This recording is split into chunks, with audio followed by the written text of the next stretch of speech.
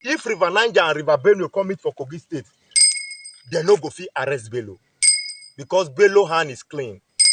They use the EFCC to pursue him. They go lay seat for a house for Abuja. Make they hold him.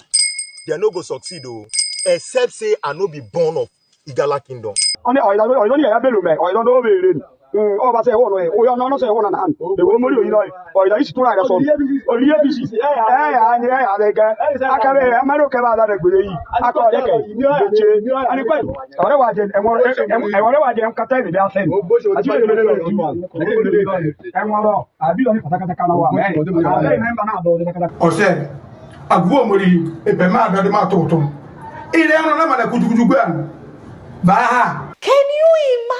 Can you imagine in 2024? These are young people that you will think are enlightened. These are not kids, by the way, and they have poverty written all over them. They don't even know that he has mortgaged their future. He has used it to pay his children's school fees. Their own children cannot even dream of attending the school that his children are attending. But they don't see that. Meanwhile, in that same state, you have people that were not paid for 7 years. Yahaya Bello, 7 years of no salary.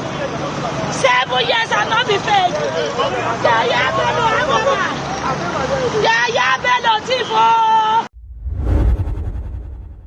My brothers and sisters, this is something really, really interesting. Yeah. You can see the amount of money one person will steal from the state. You can see. And it's not just Yahaya Bello alone who is a big thief. There are many of them who are thieves. There are many of them. And somehow they have become like a gang and they now protect each other. That is just it. How can the EFCC be going through this much trouble just to get someone? How can it even be happening? You know, when I see things like this, then I come to understand the different standard. Because remember, they will never go through all this if they want to arrest a commoner, like a common person. They will pick up that person like A, B, C. They will not jump through all these hoops that they have to jump through. But when it comes to the political class, when it comes to the elite, they will now see how difficult it is to get them. Anyway, before we continue, I want you guys to watch this video. Like I have always told you guys that sometimes we are our own problems. That we the Africans are our problems. Because we cannot see A and say it's A. Identity politics has declouded our minds. Tribal politics has corrupted our mind. Even if someone is doing something terrible, as long as that person is from your tribe, you won't criticize the person. You won't call out the person. And that has been the main problem in Africa. That has been the main problem in Africa. So watch this video and see young people in the state of Kogi going out there and doing all sorts of rituals just so they can protect their governor, Yahaya Bello. Someone who stole their future. Someone who stole the money that was meant to fix the state. Someone who is a big thief, allegedly. But people are out there praying for his safety. People are out there doing all sorts of ritual to make sure that he is safe, he is secure, and the EFCC cannot get to him. That's what they are praying for. And I'm sure this will be the same people to stand guard in front of his house and fight against the government officials from arresting him. Watch the video. Because he knows he's going. Move money directly from government to produce the change.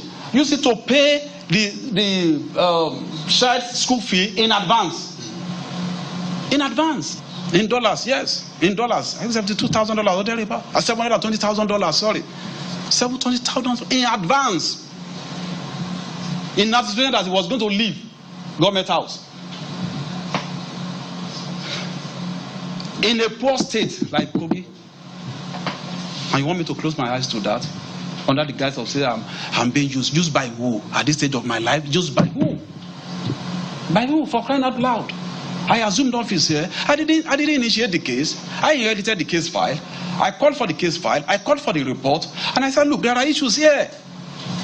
Do you know, on my own, on my honor, I put a call across to him, which ordinarily I'm not supposed to do, just to honor him as a governor, as a immediate past governor. Sir, there are issues. I've seen this case file. Can you just come? Let us clarify these issues.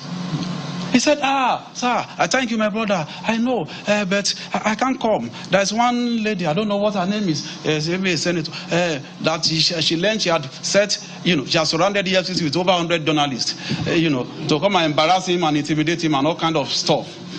I said, okay, if that is your fear, I'm going to pass you through my own gate, special man's gate. You will come to my floor. We will accord you that respect. I will invite my operatives. They will come and interrogate you or interview you in my own office. What could be more honorable than that? In my own office. To allay the fear. Thank you, sir. I appreciate that. You know what he said? But can't they come to my village? That's what he told me. Can't they come to my village to come and say? I told you.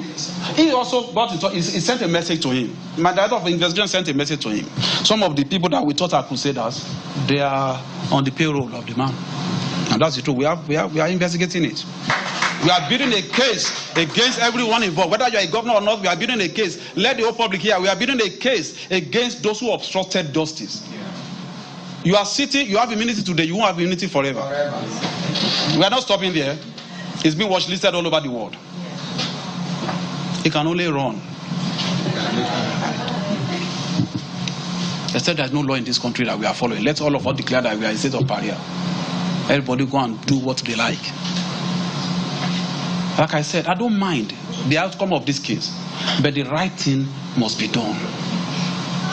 If we don't see this case through, I won't have any moral right to accuse anybody of corruption in Nigeria. I will resign. This is the thing I have been talking about day in, day out.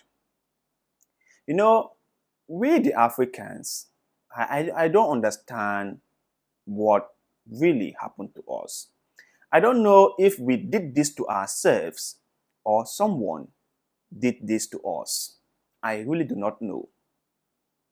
Because no matter how bad our situation is, no matter how horrible our situation is, we never seem to hold the people responsible to account. A politician will come and steal the wealth that is meant for all of us. But we will protect the politician. We will defend that politician. We will stand for them. Those same people who haven't considered us as anything, those same people who have not done what they promised to do, those same people who have neglected their functions and responsibility to the people, to us, the individuals. But they are the people that we are going to protect. And when they come in for re-election, we still go out there to vote for them. We still empower them and give them our trust after they have betrayed us time and time and time again.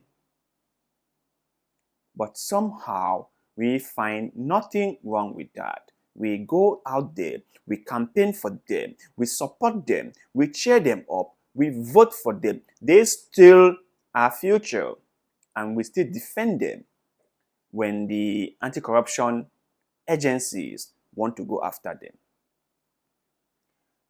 Now, in all fairness, this might look like a selective judgment or selective punishment.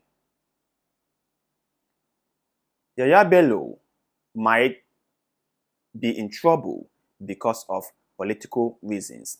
That might be the case. He might be fighting one political fight with other people in his group or in his circle, and that is why they have decided to sacrifice him. That is a possibility. But to say that he is not corrupt is an understatement. To say that those people who are trying to sacrifice him now are not corrupt is an understatement. All of them are corrupt. They all are corrupt. And so the EFCC trying to prove or trying to show how strong they are, how determined they are to go after people who are corrupt by making Yahaya Bello an example is just a charade, in my own opinion. I think it's just like a masquerading.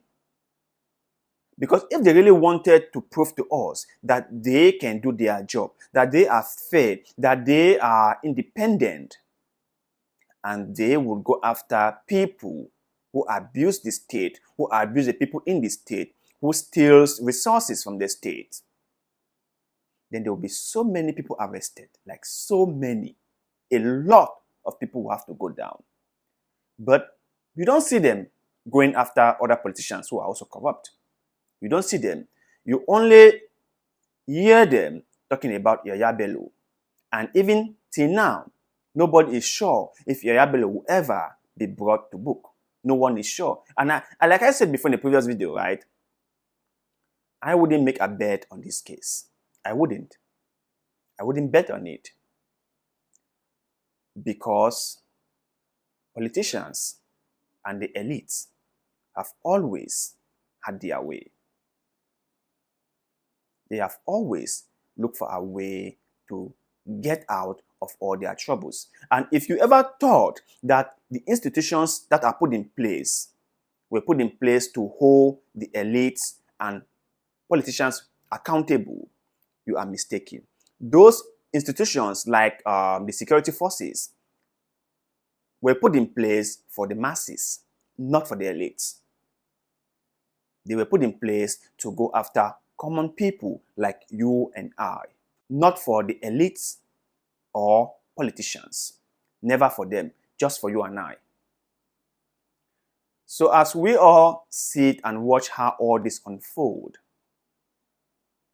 let's hope that this individual, Yahaya Bello, can be brought to book, can be held accountable for all the things he has done in Kogi State when he was the governor. Let's hope and pray that comes to pass so that other politicians, other people who are holding political posts or posts of responsibilities in the country can be somehow scared, or maybe just give them something to think about, that one day when they are out of office, they might find themselves in the same situation as Yahaya Bello. That might serve as a deterrent for people who are so into embezzlement and misappropriation of public funds. But you guys out there, let me hear your take on this whole Yahaya Bello never-ending saga. Do you think that he would ever be brought to book? Will he ever go to prison for his crimes? Or all this is just like a distraction to distract us from the real issues that are facing the nation? Let us know in the comment section below, because like always, we love hearing what you have to say. Please do us a favor, like this video, share it, subscribe to this channel, because that helps us a lot. And we shall forever be grateful to you.